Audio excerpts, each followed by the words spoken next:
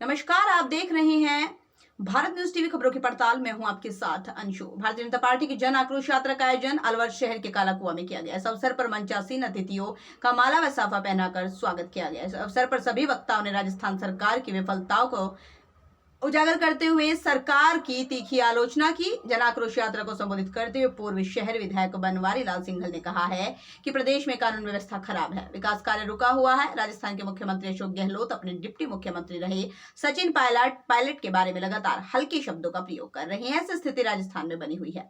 इस अवसर पर भारतीय जनता पार्टी के पूर्व शहर विधायक बनवारी लाल सिंघल ने प्रदेश में बिगड़ती कानून व्यवस्था के अलावा बताया कि अलवर जिले में जनता पेयजल के लिए परेशान है। इसके लिए कई बार राजस्थान सरकार के खिलाफ जन आंदोलन किया है, जिसके चलते उन पर सरकार ने मुकदमे दर्ज किए हैं, गिरफ्तारी करने का प्रयास किया है।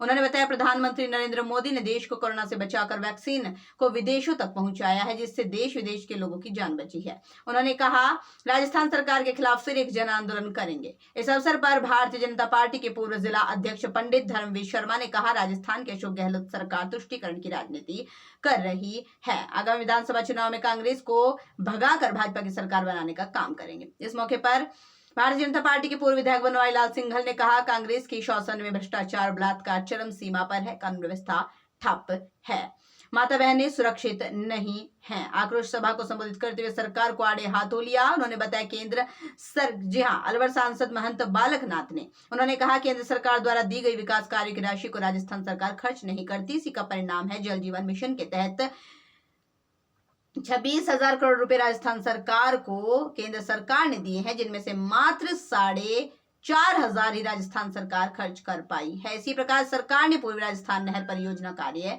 नहीं किया है, जो कि भाजपा की सरकार ही इसे बनाने का काम करेगी। हम सब लोग राजस्थान की सरकार को ये चेतावनी दे रहे हैं इस जनाक्रोश के माध्यम से कि ये जनता जाग चुकी है राजस्थान भर की, और गुजरात ने ये समझा भी दिया है कि भारत से कांग्रेस को मुक्त करने का अभियान जो अभी लगातार चल रहा है, गुजरात ने उसमें एक सर्टिफिकेट जारी कर दिया है। 83% से अधिक सीट भारतीय जनता पार्टी ने आदरणीय मोदी जी के नेतृत्व में जीतकर ये संदेश दिया है कि अब अगला चुनाव राजस्थान का ही है। और राजस्थान में पिछली बार 81% सीट जीती थी, 81%, और अब की बार 2013 में 81.5% यानी 163 विधायक जीते थे। और अब की बार मुझे लगता है कि राजस्थान 180-85 विधायकों का भारतीय जनता पार्टी का इतिहास बनाने वाला है। इस राजस्थान की सरकार ने जिस प्रकार से हम सब लोगों के सामने की बात है, अभी जैसा हमारे भाई कपिल संजय कह रहे थे कि ये जो सड़कें बन रही है कालाकुआ की, 4 साल में पहली बार बन रही है।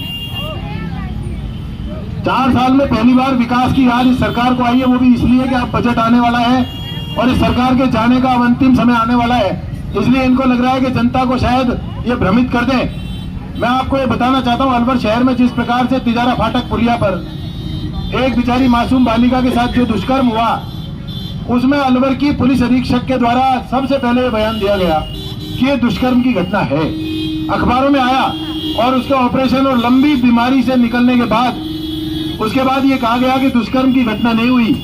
ये इस प्रकार का राजनीतिक दबाव में जो बयान दिया गया, ये अलवर के लिए निश्चित रूप से दलित अत्याचार, बहन बेटियों के साथ अत्याचार और आम जनता के साथ जिस प्रकार का व्यवहार ये राजस्थान की सरकार कर रही है, उसका जीता जागता उदाहरण हमारे शहर में था। 3 दिन पहले 60 फुट रोड पर एक दुकान पर कुछ गुंडे हाथ में तलवार लेकर जाते हैं और लहराते हुए उस आदमी को कहते हैं अगर हमारे खिलाफ गवाही दी तो जान से मार देंगे। ये हालत इस राजस्थान की सरकार की हो रही है। किस प्रकार से गुंडागर्दी, किस प्रकार से अत्याचार, किस प्रकार से विकास को ठप करने का काम इस राजस्थान की वर्तमान सरकार ने 4 साल में किया है। और फिर इससे भी बड़ी बात यह है कि राजस्थान की सरकार के मुख्यमंत्री जी अपने ही पूर्व में साथ में उप मुख्यमंत्री रहे श्री सचिन पायलट को किस तरह के शब्दों से प्रताड़ित करने का काम कर रहे हैं। एक ही सरकार, उस सरकार में अपने साथ उप मुख्यमंत्री को कभी निकम्मा कहना, कभी नाकारा कहना, और अंत में अब तो गद्दार की मोहर लगा दी। ये काम और कर दिया कि ये गद्दार है। मेरा ये कहना है कि जिस सरकार जो अपने ही सरकार के विधायक और मंत्रियों को धोखा दे रहे हैं मुख्यमंत्री जी, वो जनता को क्या छोड़ रहे होंगे, ये हमारे सबके लिए विचारणीय विषय है। हमारे अलवर जिले के एक विधायक बहरोड वाले, वो कहते हैं अगर बहरोड को जिला नहीं बनाया तो ईंट से ईंट बजा दूंगा।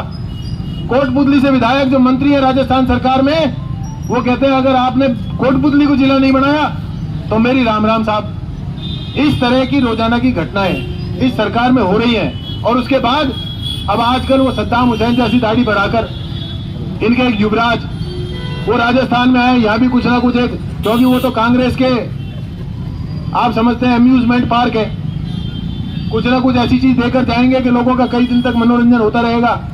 अभी उनकी यात्राएं शुरू हुई है, आज तो वो चले गए हिमाचल में शपथ दिलवाने, वरना हो सकता है कोई ना कोई चुटकुला आज ही छोड़ देते।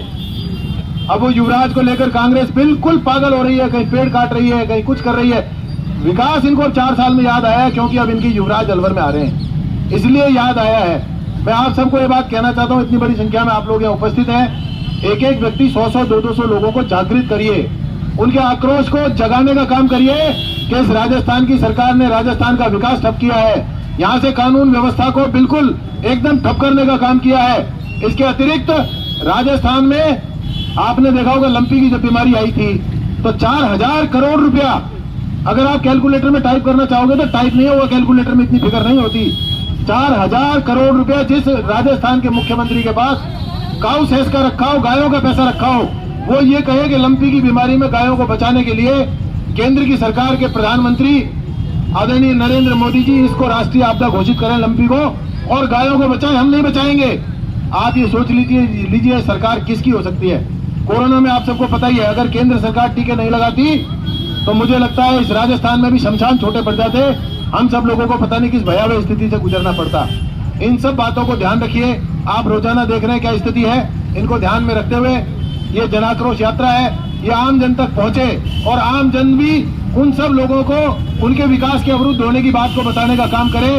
ये सब लेकर राजस्थान में जन आक्रोश यात्रा आपके बीच में आ रही है। सभी उपस्थित यहाँ कार्यकर्ताओं को और आम जनता को सबको बहुत सारा धन्यवाद देते हुए